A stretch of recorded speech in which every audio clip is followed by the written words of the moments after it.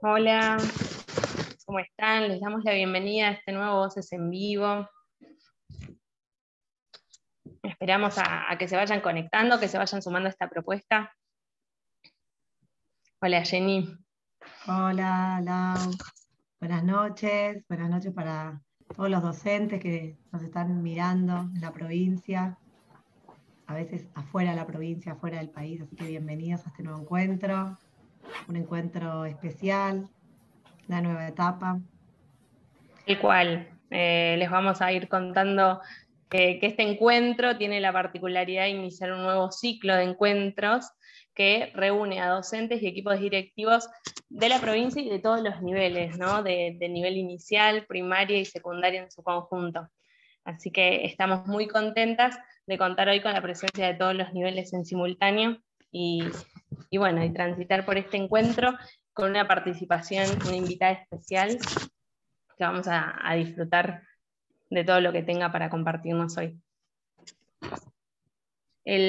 Bueno, los voces en vivos de este nuevo ciclo tienen como esta particularidad, como les decíamos, de 2 encuentros por mes. El primero, donde vamos a ir contando con invitadas especiales, donde van a ir contándonos acerca de los desarrollos en el campo de la educación en este contexto actual, y a su vez ir arrojando luz sobre nuestras prácticas que nos permitan pensar, reflexionar y seguir construyendo esta escuela, bueno, particular que comenzamos a idear, a planificar desde que irrumpió la pandemia en el 2020. Y por otro lado, un segundo encuentro donde nos reunimos con las acompañantes pedagógicas, ¿no? de este dispositivo, de este proyecto de mi escuela virtual, para delinear acciones específicas a partir del diálogo que mantenemos con las especialistas invitadas en el primer encuentro, en el marco de mi escuela virtual.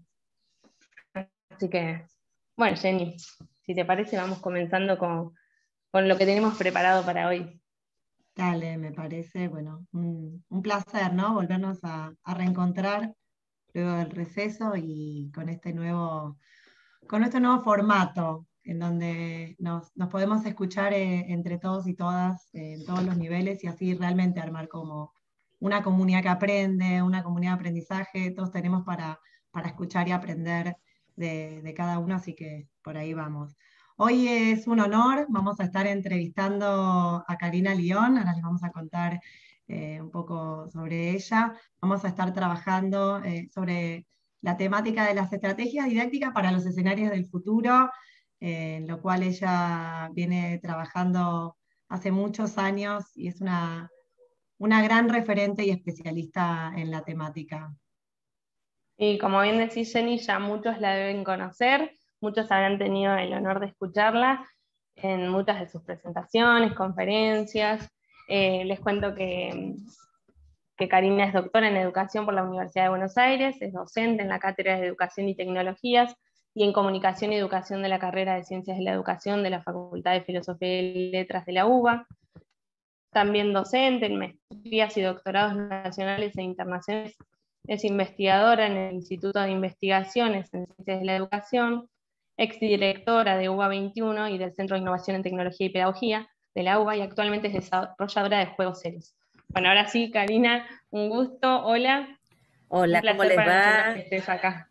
Gracias, el gusto es mío. Bueno, hola a todos y todas quienes están ahí, docentes de todos los niveles del sistema educativo, que es un montón. Es un Gracias, montón. gracias por sumarte a esta propuesta y aceptar la invitación. Bueno, les contamos un poco sobre qué vamos a estar conversando junto con Karina. Vamos a empezar como haciendo un recorrido, ¿no? De dónde venimos. Sabemos que tenemos muchísimas prácticas ganadas, tenemos varios tesoros para aprendidos y para seguir implementando. ¿Qué es lo que fuimos aprendiendo? ¿Qué es lo que llegó para quedarse? También vamos a estar repensando los nuevos modos de la escuela, cuáles son los escenarios del futuro y pensando específicamente también en estrategias didácticas para este modelo híbrido. Así que, bueno, Cari, es un honor, la verdad, para toda la provincia tenerte en este encuentro. Eh, ya venimos recorriendo, ¿no? Venimos de un año, de un 2020 que realmente marcó un hito en el campo de la educación, un 2021 que nos encuentra reinventándonos, repensándonos, con un montón de desafíos. Venimos pensando mucho, repensando las prácticas, nuestras instituciones, tomando decisiones, siempre tomamos decisiones. Este año y el año pasado nos hicieron como volvernos a posicionar, ¿no? En qué enseñar, qué aprender, cómo, cuándo, con qué herramientas, desarrollando una infinidad de estrategias, ¿no? Para continuar educando, aprendiendo, y en este contexto de pandemia hoy en día. Cari, a partir de todo tu recorrido, de tus vivencias como docente, principalmente de tu expertise en educación y tecnología, ¿cuáles crees que han sido esos los aprendizajes, los mayores aprendizajes que hemos recorrido, que hemos adquirido? ¿Qué de todo esto llegó para quedarse? ¿Qué es lo que vale la pena atesorar de todo este recorrido? Mira, me parece que aprendimos muchísimas cosas y si logramos entender que las aprendimos, ya las estamos atesorando. Aprendimos que este sacudón nos incomodó a nivel institución, nos incomodó a nivel colectivo docente, incomodó familias, incomodó estudiantes, incomodó de muchísimas maneras, ¿no? Entendimos que había preguntas que no hacíamos. Por ejemplo, preguntar al estudiante cómo está, cómo estás, preguntarnos a nosotros como docentes qué queremos enseñar, qué nos gusta enseñar. Aprendimos a volver a formular preguntas, algo bien freireano, ¿no? De esa pedagogía de la pregunta y del diálogo, ¿no? Nos volvimos a preguntar, nos volvimos a conectar, nos revinculamos de una manera distinta y aprendimos que si no hay condiciones, no hay aprendizajes. Condiciones que son emocionales, que son cognitivas, que son familiares y que son tecnológicas. Porque la brecha, la idea de los dispositivos tecnológicos ocupó un debate enorme, ¿no? En relación con las políticas, en relación con un montón de cuestiones. Pero nos olvidamos o no vimos que esa era la punta del iceberg. Pero además de esas brechas, había otras, ¿no? Otras menos visibles, otras invisibles, otros hilos que no estábamos viendo y que tenían que ver con condiciones para aprender. Pero otra de las lecciones aprendidas tiene que ver con la desnaturalización. Vinimos naturalizando un montón de cuestiones y muchas de estas cosas que naturalizamos eran prejuicios y eran reduccionismos. Por ejemplo, que enseñar es explicar. Entonces pasó muchísimo en el 2020 que si no había un docente hablando y explicando, no había clase. Entonces la concepción de clase se reducía y se venía reduciendo a la explicación. Pero también el aprendizaje se naturalizaba desde un prejuicio, una falsa idea o un reduccionismo, que aprender es rendir bien. Entonces, una de las preguntas que a mí más me hicieron en el 2020 es ¿cómo sé que están aprendiendo mis estudiantes? ¿Cómo sé que están aprendiendo? Y yo devolví esa pregunta y les decía, ¿y cómo saben que están aprendiendo en la presencialidad? Porque aprender no es rendir bien. Es aprender implica a largo plazo una transferencia, eso que es perdurable, eso que deja huella, eso que podemos volver a utilizar, a enmarcar, ¿no? Entonces, y ese fue otro reduccionismo naturalizado que la pandemia vino a sacudir, ¿no? Enseñar no es explicar solamente, aprender no es rendir solamente y evaluar no es acreditar solamente. Nos movió esquemas y nos movió esquemas curriculares también. Tuvimos que definir cuáles eran esos contenidos esenciales, para usar una palabra que utilizamos un montón, ¿no? En este último año y medio, ¿no? ¿Cuáles eran esos contenidos esenciales? Pero también cuáles eran las experiencias esenciales. ¿Qué vale la pena que pase, ¿no? En una clase presencial y en una clase virtual. Volvimos el foco entonces a estas condiciones tan complejas para enseñar y para aprender. Pero además aprendimos a hacerlo colectivamente, colegiadamente.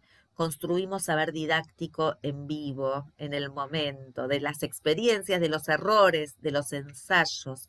Hubo colectivos pensando, hubo instituciones en red pensando, hubo un uso de las redes para eso también, hubo una comunidad de práctica de sostén.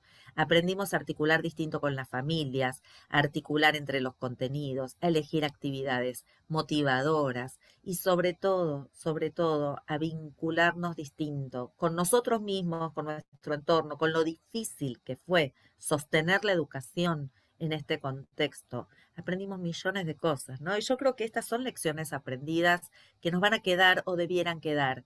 Elegir qué queremos enseñar, diseñar actividades relevantes para el estudiantado, clases que motiven y que nos motiven, colectivos que sigan trabajando colegiadamente en conjunto, no naturalizar esas prácticas, habitar la escuela nuevamente, nos da emoción. Extrañamos la escuela, extrañamos la sala de maestres, extrañamos los pasillos del aula, extrañamos rodearnos de abrazos, extrañamos cosas que no son el contenido, y sin embargo sí es el contenido de esa escuela, ¿no? Y entonces tenemos que ver qué queremos de esta escuela nuevamente, ¿no? ¿Qué queremos de esos abrazos cuando nos podamos abrazar? ¿Qué queremos de esos contenidos relevantes? ¿Cuáles van a ser las experiencias que van a dejar huella y que sean huellas estructurantes, motivadoras y que den futuro? Hablabas del futuro, Jenny, yo pensaba que el futuro es engendrar futuro, es engendrar ganas de seguir aprendiendo, es engendrar gente que esté adentro del sistema y no afuera, la inclusión, ¿no? Y todo eso es futuro que necesitamos seguir tejiendo, dar esperanza a nuestros docentes, a nuestros directivos, a nuestros estudiantes y a las familias. Sostuvimos muchísimo. Las manos, los abrazos, los hombros, la cabeza, nos pesó muchísimo más. Y no se trata de alivianar, se trata de seguir incomodándonos. Así arranqué, ¿no? Fue un año de incomodidad. Un año de incomodidad, de incertidumbre, de complejidad, de ambigüedades, un año muy difícil para el sistema educativo, un año en el que vimos brechas, como decía, de múltiple tipo, más visibles y menos visibles. Si todo eso lo capitalizamos, habremos aprendido un montón. Vamos a volver a otra escuela, porque nuestra concepción entramada de escuela cambió, de todo ese colectivo, ¿no? Y escuchar más a las familias, escucharnos más como docentes, escuchar más al estudiante, qué quiere, qué lo motiva, qué necesita, ¿no? Nos olvidamos un poco de preguntas básicas. ¿Para quién enseñamos?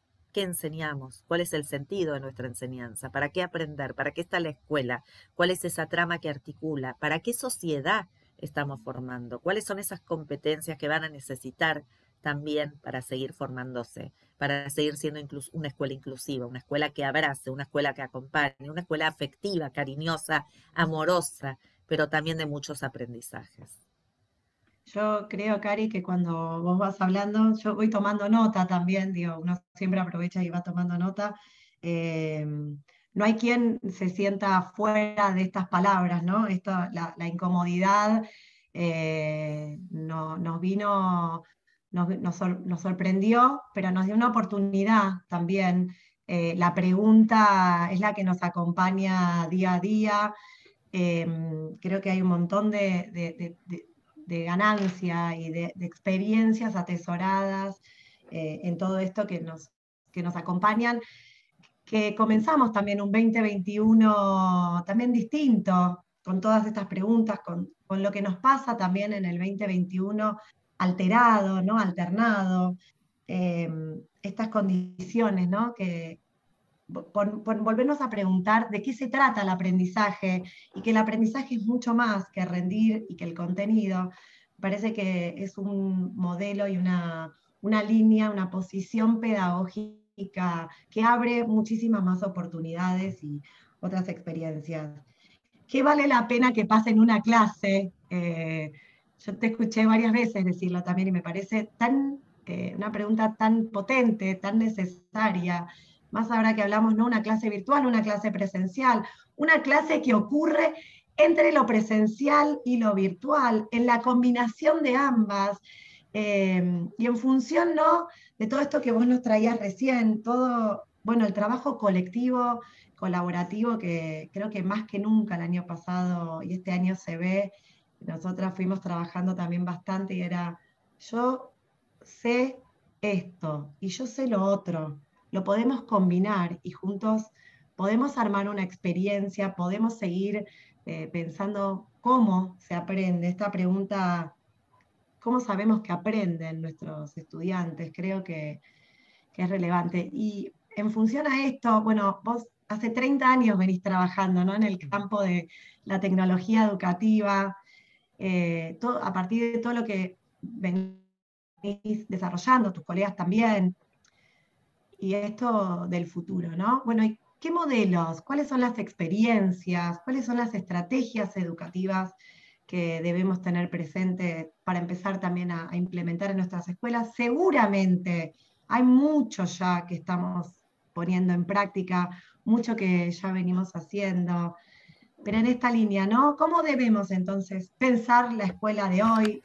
la escuela del futuro, que es esta que engendra un nuevo futuro? ¿Qué debemos considerar? ¿Cuáles son nuestras intenciones, ¿no?, al momento de diseñar nuestras prácticas? Cuando nos ponemos antes de empezar, vamos creando escenarios, ¿no? ¿Qué intencionamos ahí? ¿Qué se juega en todo esto? ¿Cuáles son los modelos? Es una pregunta difícil, porque, y les voy a decir por qué para mí esta pregunta es difícil, porque cuando uno piensa en futuro siempre lo piensa desde el presente, ¿no? Es difícil no pensar que ese futuro lo estamos diseñando hoy y que cada decisión que tomamos hace ese futuro, ¿no? Por supuesto que hay una cuestión que tiene que ver con lo político, ¿no? Y siempre es pensar un futuro inclusivo, un futuro en el que no quede gente afuera, ¿no? Pero también a mí lo que me tensiona de la pregunta es que el futuro no es la hibridación. La hibridación puede también ser como un reduccionismo, ¿no? Y hoy estoy muy preocupada por estos reduccionismos, porque cuando se naturalizan, perdés el bosque, ¿no? Usando esa metáfora del árbol y del bosque. Y a mí me parece que los riesgos que hoy tenemos, pensando en ese futuro, van a venir del lado de la inteligencia artificial y de los algoritmos, de Internet de las cosas. ¿Por qué lo digo? Hay países que hoy están invirtiendo muchísimo en inteligencia artificial, que ya no usan tarjeta de crédito, usan reconocimiento facial, plataformas que ya personalizan tus recorridos académicos a partir de algoritmos que tienen que ver con el rendimiento, pero también con lo que hoy se llama, Williamson llamó computación afectiva, que es te miran las emociones, si vos te divertiste, aburriste, enojás, tenés cara de curiosidad y las traduce en algoritmos, ¿no? Entonces, donde el lugar docente es un lugar interpelado, ¿no? De alguna manera, las tutorías están interpeladas. Entonces, frente a tanto algoritmo, que uno puede decir, bueno, China está experimentando con diademas neuronales que se vinculan a las computadoras. Está bien, a nosotros eso nos resulta lejano, ¿no? Pero me encanta hacer el ejercicio porque yo nací en esa década, ¿no? Ya los 30 años de experiencia más esa década me recontra delatan. Yo miraba a los supersónicos. Y si ustedes miran uno, dos, tres, y aquellas docentes jóvenes que están ahí escuchándome, hagan ese ejercicio de mirar un capitulito, están en YouTube, de los supersónicos, y estoy hablando de la década del 60, 68 ya estaban los supersónicos, si no me equivoco, anticipaban videoconferencias, estaba Robotina que corregía exámenes y limpiaba la casa. Había un montón de anticipación. Me encanta la ciencia ficción, ¿sí? Yo leo y me encanta ver series también de ciencia ficción, porque la ciencia ficción crea escenarios, como vos decías también, Jenny, ¿no? Y en esos escenarios hay algunos que me gustan y otros que alertan. De las cuestiones que alertan, por eso me parece que en esta escuela del futuro hay que tomar decisiones inteligentes, tiene que ver con la autonomía, ¿no? La inteligencia artificial nos pone el desafío, estos algoritmos que deciden por nosotros, y no me tengo que ir a China, ni me tengo que ir a la computación afectiva, tengo que irme al celular y saber que a veces me escucha y me contesta, ¿sí? Despegar nos decía el próximo vuelo, Google nos hace búsquedas por nosotros, o sea, esos algoritmos ya están. Y como dice Cobo, aceptamos las condiciones y trabajamos sobre la base de que esos datos y esos algoritmos están cada vez más personalizados. Entonces, en esa escuela del futuro, la pregunta que yo me hago es cómo vamos a formar pensamiento crítico, ¿Cómo vamos a formar pensamiento autónomo?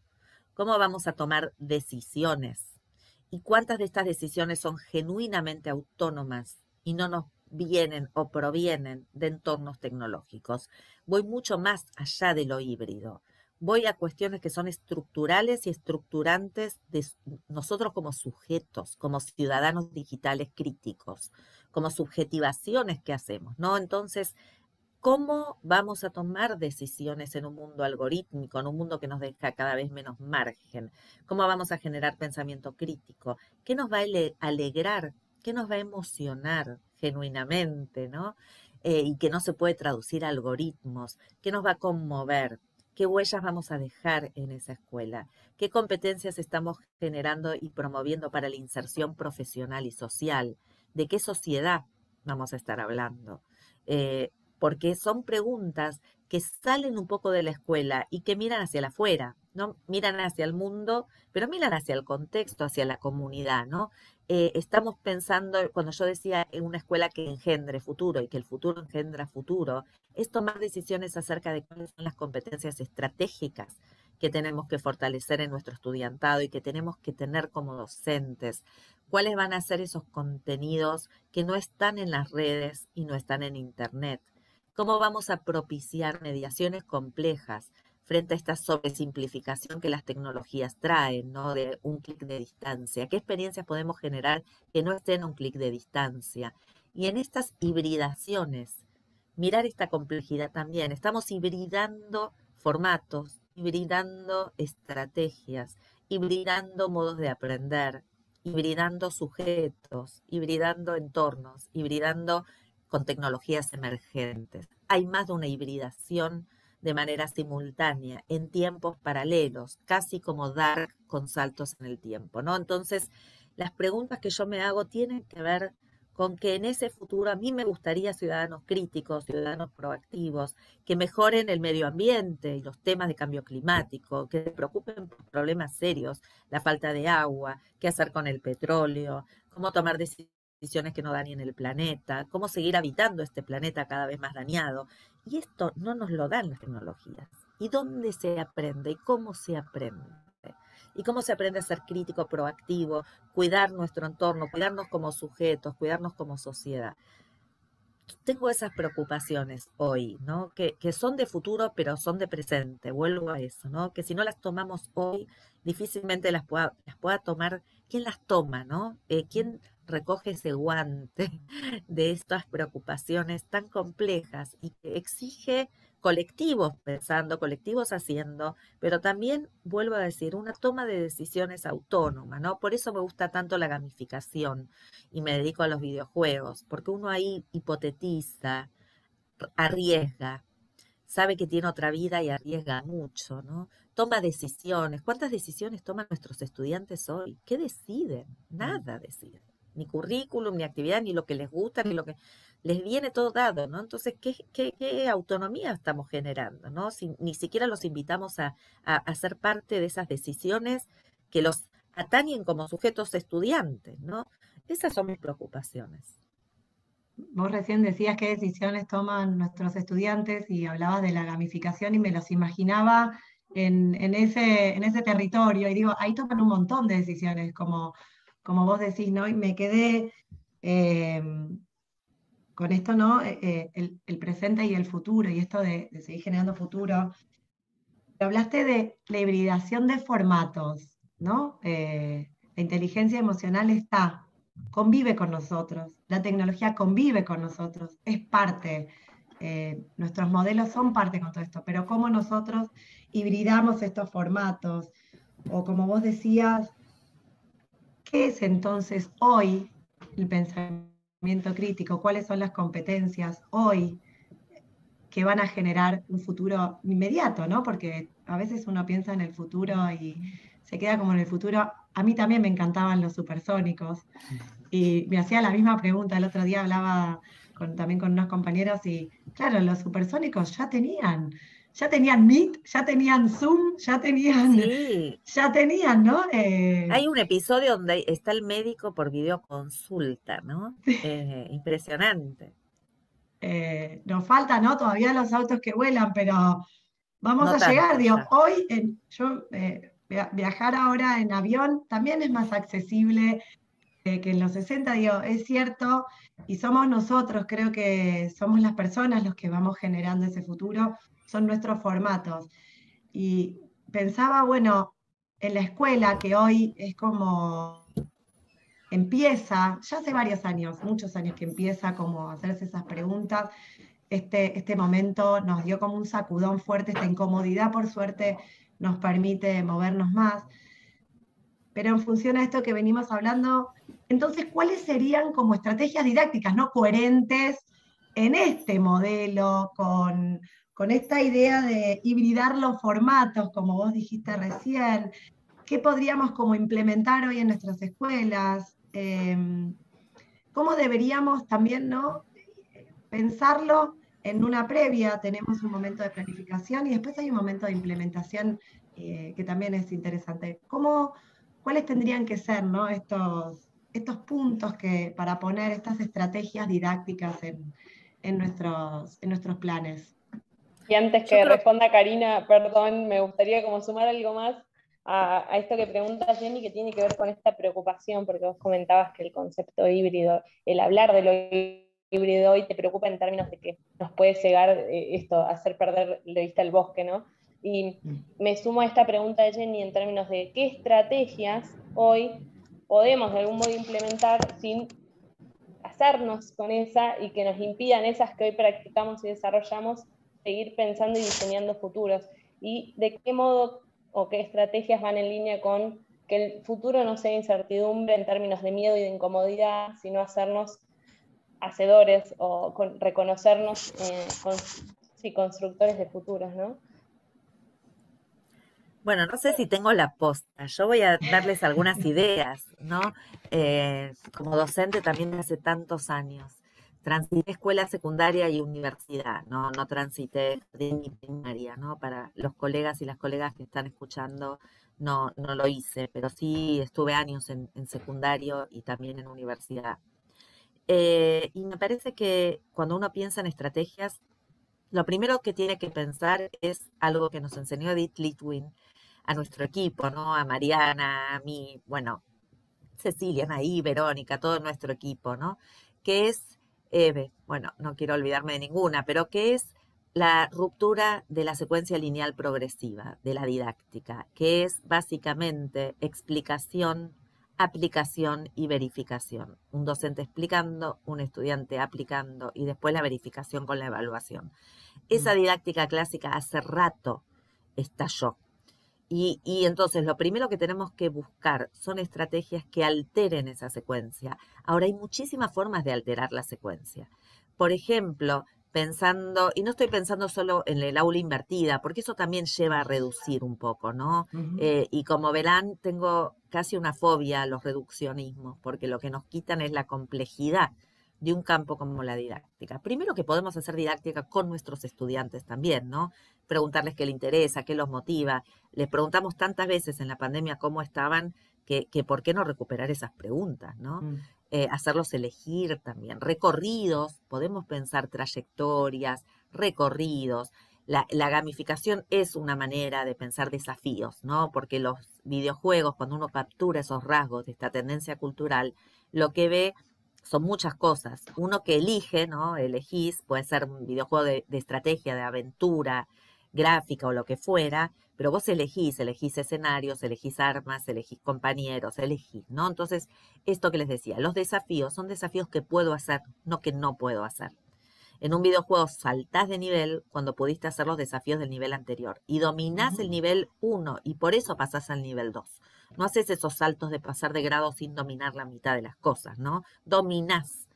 Y entonces te sentís seguro, segura de que podés dar ese salto, ¿no? Entonces, pensar desafíos que sean acordes, más sencillos, más complejos, solos, solas o colectivos, es una opción, ¿no? Ir pensando en estos desafíos que pueden ser narrativos, pueden ser lúdicos, pueden ser de muchas maneras, pero estos desafíos pensados como vygotsquianamente, ¿no? En esa zona de desarrollo próximo que no es muy complejo, pero tampoco es tan sencillo, ¿no?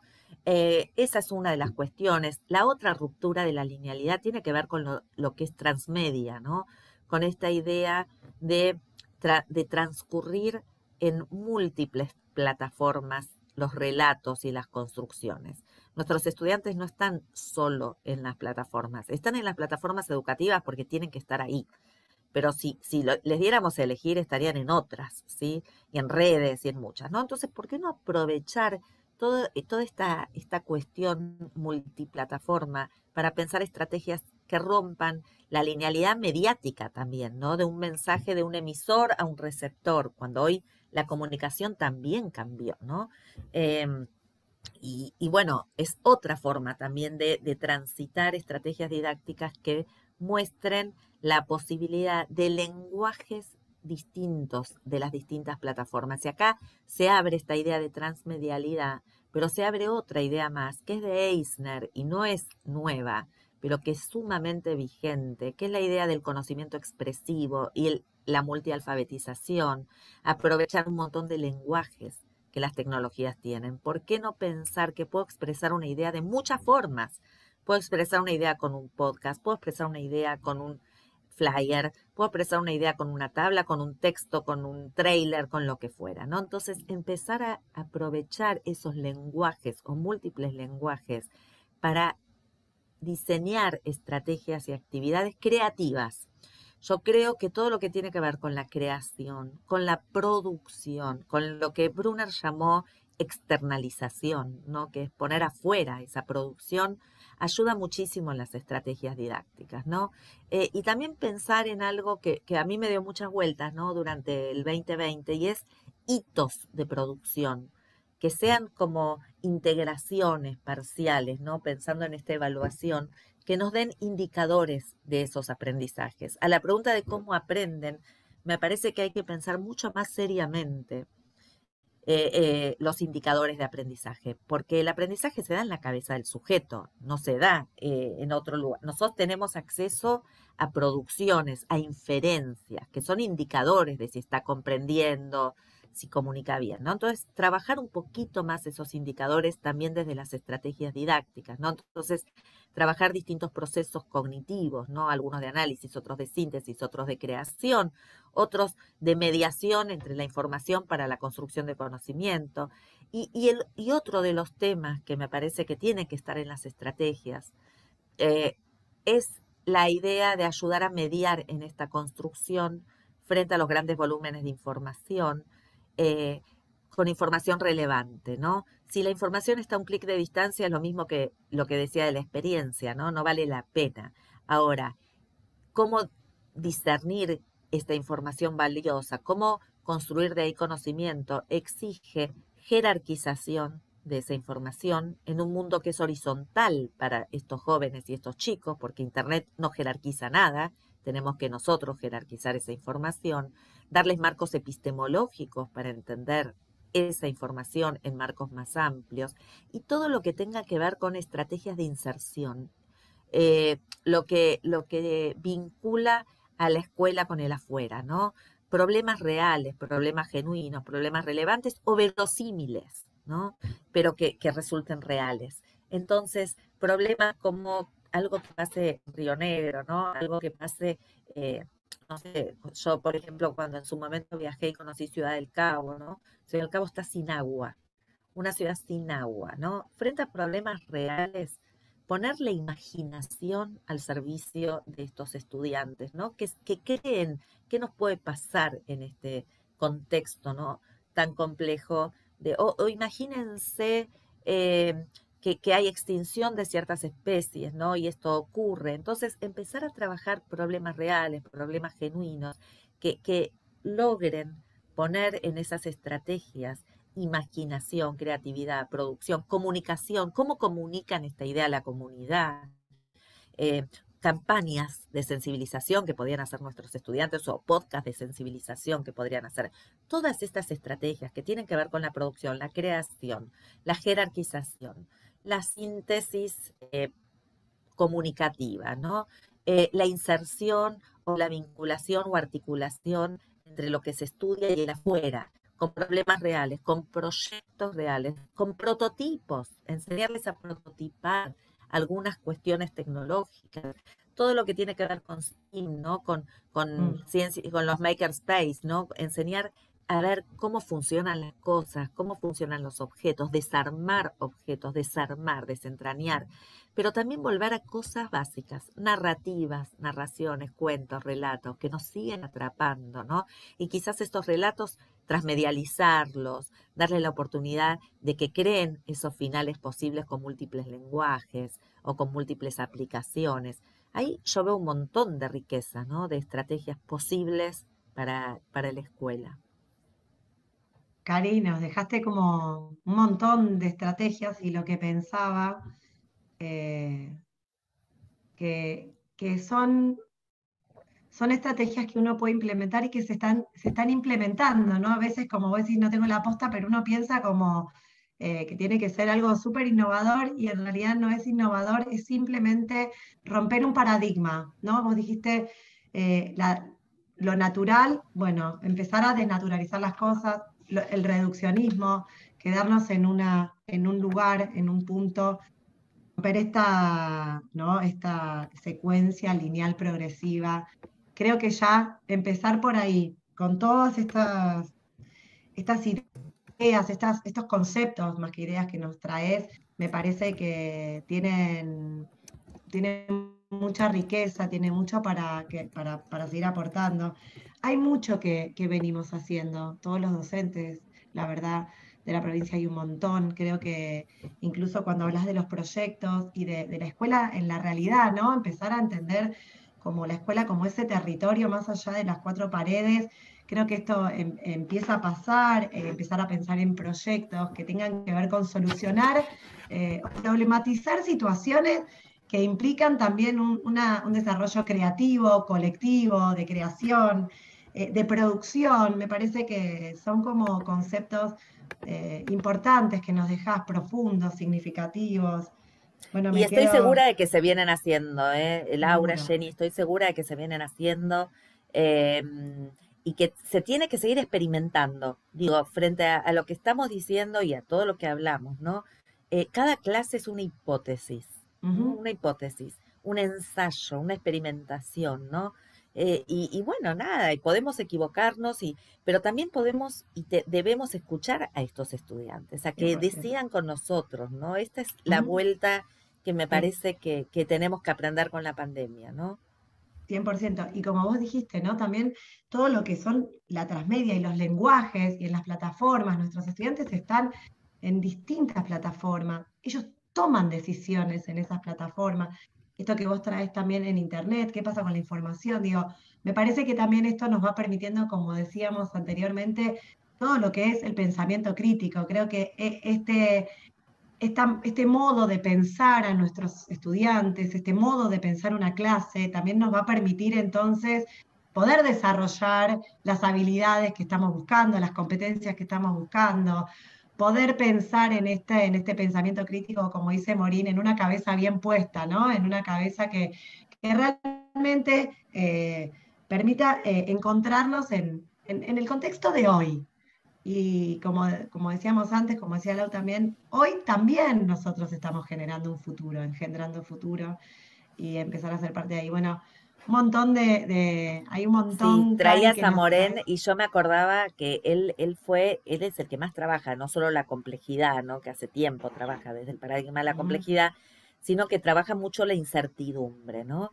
Y a nosotros nos duele la incertidumbre porque es muy difícil vivir con ambigüedad, con incerteza, qué nos va a pasar el mes que viene, si vamos a poder salir, si vamos, y nos lleva a buscar esos lugares seguros, ¿no? Que no, creo que es parte de ser humano eso, ¿no? Buscar esos lugares seguros. Lo que a mí me mueve esto es que el lugar seguro no reduzca, no cosifique y no sea determinista, ¿no? Ujú. Que esa seguridad que buscamos frente a esta incertidumbre, que fue mucha y que nos mueve muchísimo desde lo emocional, primero que no nos paralice y segundo que no simplifique lo complejo, ¿no? Tal cual, la verdad que sí, la verdad que sí.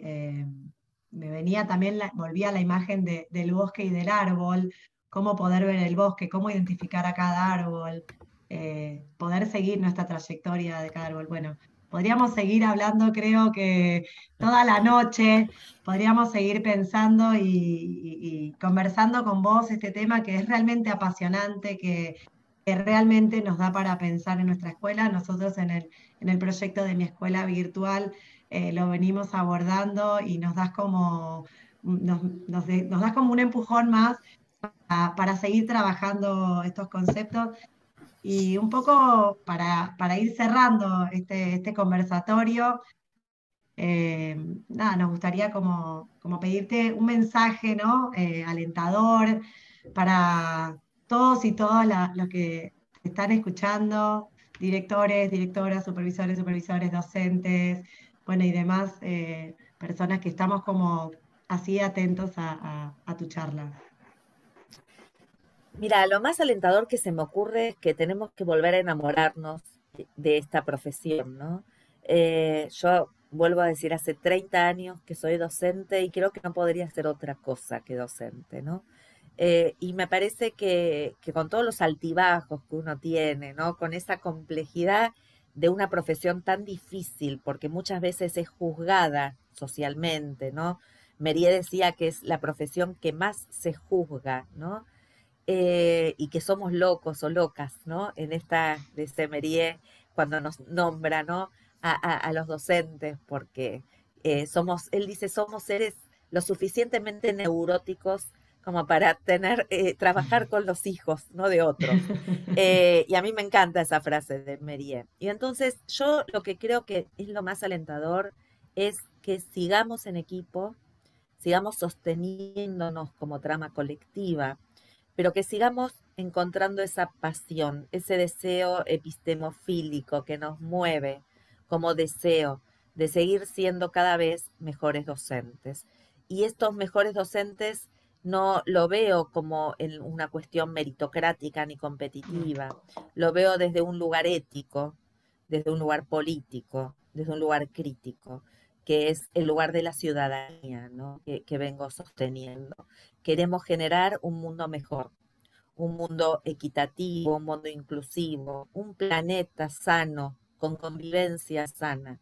Y lo que más alentaría en eso es que como docentes tenemos una responsabilidad enorme. Quienes abrazamos la docencia tenemos una responsabilidad enorme de generar esos lazos éticos, políticos, ese compromiso a largo plazo que muchas veces no vemos ni el mes siguiente ni el semestre siguiente, quizá lo vemos a 10 años. Son apuestas a largo plazo que hacemos como docentes, ¿no? Y que después quizás uno se encuentra ese estudiante 10 años después y ve esa marca que dejó o esa huella. No la vio mañana, la ve mucho después. Sin embargo, ese mensaje alentador es seguir apostando a la enseñanza porque nos hace mejores personas. Qué bueno, Claro. Karina, la verdad que después de escucharte y tus respuestas no hay mucho más que agregar, pero me quedo entre esto y tus primeras respuestas con tantas veces hemos hecho o dicho, ¿no? Que debemos hacer vigilancia epistemológica y me quedo con hacer vigilancia de reduccionismos, como que hoy me llevo quizás esa idea tuya como un consejo, si lo recapitulo yo digo en mis palabras, ¿no? Hacer vigilancia de reduccionismos y aquellas ideas a las que nos hemos aferrado y nos impiden ver más allá, ver complejidades, ver futuros, y una idea quizás a la que nos hemos aferrado escuchándote, y a modo de recapitular un montón de conceptos que fuiste compartiendo, romper por ahí quizás con la triada didáctica clásica, ¿no? Y a esa triada sumaría, y a modo digo de recapitular todo lo que has compartido, no solo, bueno, por supuesto el rol docente, la figura docente, los contenidos y a los estudiantes no protagonistas de esos aprendizajes, sino escenarios múltiples, preguntas interrogantes, acciones de diseño en futuros, estrategias multiplataformas, deseos, porque me encantó cuando dijiste esto de qué te interesa saber, ¿no? Hacer estas preguntas, hacer didáctica con nuestros estudiantes, problemáticas reales. Trajiste ahí el ejemplo de traer problemas reales quizás de la provincia de Río Negro, eso me parece como muy interesante, dispositivos, mediación tecnológica, a las familias, porque en esta primera respuesta, cuando comentábamos acerca de lo que había sucedido el 2020, traíamos cuestiones como el abrazo, los deseos, el amor, las familias, una figura que si bien siempre estuvo presente en la comunidad escolar, sobre todo en los niveles inicial, primaria, me parece que han cumplido un rol ahí que ha venido para quedarse, en términos como preguntaba Jenny, que ha llegado para quedarse, quizás este vínculo, otras dinámicas, incomodidades, sumar las incomodidades para animarnos a pensar, a reflexionar, hipótesis, equivocaciones, pensamiento crítico, mencionaste el amor y decisiones ciudadanas, y mucho de la humanidad salió como eje, me parece, de lo que has traído, de algo del humano que vuelve a reflotar, y bueno, y el amor a la profesión. Un placer, Karina. Espero haber, con esta síntesis, traído muchos de tus conceptos y tus ideas, porque creo que estuve, como seguramente muchos docentes en casa, tomando nota de todo lo que ibas compartiendo. Bueno, muchas gracias. La verdad que para mí es un placer siempre el diálogo, ¿no? Es en el diálogo y ahí volviendo a Freire que crece, ¿no? Crecen las ideas. Y cada uno hará su síntesis y quizás la síntesis que hagas dentro de unos días sea otra, ¿no? Porque de eso también se trata, de ir moviéndonos, de no quedarnos quietos, ¿no? Un placer. Muchísimas gracias. Realmente un honor escucharte, conversar con vos, este diálogo. Y tal cual, como vos decís, ahora sabemos que este encuentro permanece después grabado, que lo podemos volver a ver, así que escucharlo cada tanto también nos da como esa adrenalina y realmente encontrar, tenemos todos esa chispa, si somos docentes tenemos esa chispa, amamos lo que hacemos, a veces nos cansamos, pero seguimos porque realmente nos gusta, así que muchísimas gracias, Karina, un placer escucharte enorme. Nos llevamos muchísimos conceptos, muchísimo para seguir también estudiando, ¿no? Seguir investigando. Trajiste muchos temas que nombraste un montón de autores, digo, también nos da la posibilidad del estudio, de la lectura, que también enriquece nuestras prácticas. Así que bueno. Sí, alimentando el campo vivo de la educación. Uh-huh. Y bueno, nada más que agregar, por supuesto, y sí invitar a todos los equipos directivos y docentes a que se sigan sumando a este ciclo de voces en vivo. El próximo será el martes 24 de agosto, también como hoy a las 20 horas, y bueno, esperamos que estén ahí del otro lado. En particular el 24 vamos a estar delineando, como decíamos al inicio, acciones concretas, específicas, dentro de cada aula en la escuela virtual. Bueno, muchas gracias nuevamente, Karina, y gracias a todos y todas ustedes por estar también acompañándonos en este encuentro.